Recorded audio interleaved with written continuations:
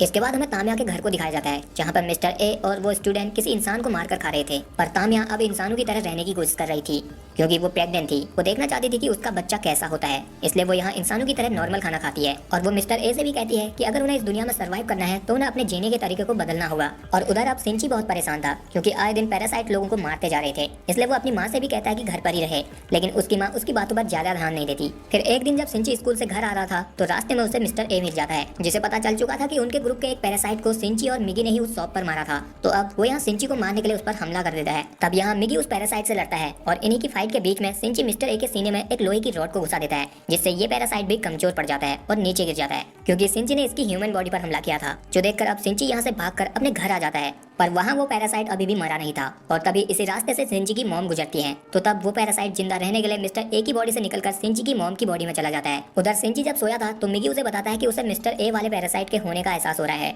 तो तब यहाँ सिंची एक चाकू लेकर छुपकर देखने लगता है। फिर जब उसकी मॉम यहाँ आती है तो मिगी को पता चल जाता है कि वो पैरासाइट अब सिंची की मॉम की बॉडी में जा चुका है, इसलिए वो ये बात सिंची को बताता है, जिसका मतलब था कि सिंची की मॉम अब मर चुकी है। लेकिन सिंची इस बात पर यकीन करना नहीं चाहता था, और तब वो पैरासाइट सिंची को देखकर उस पर हमला कर देता है, जिससे यहाँ सिंची के सीने में एक बड़ा सा छेद हो जाता है और वो मरने ही वाला था। इसलिए वो पैरासाइट भी यहाँ से चला जाता है और यहाँ अब सिंची मरने वाला था, पर इससे पहले ही मिगी उसके हाथ से निकलकर उसके शरीर में चला जाता है, जिसके कुछ दिनों बाद सिंची के हाथ में मिगी दोबारा से जनरेट हो जाता है और सिंची भी अब पूरी तरह से ठीक हो गया था। तब मिगी उसे बताता है कि उस पैरासाइट के हमला करने की वजह से उसके हार्ट में एक बड़ा सा छेद हो गया था, जिसे ठीक करने के लिए उसने उसके हार्ट में अपना एक हिस्सा छोड़ दिया, जिससे कि उसकी जान बच गई। लेकिन यहाँ सिंची इससे खुश नहीं था, क्योंकि उसकी मॉम को भी उस पैरासाइट ने मार दिया था।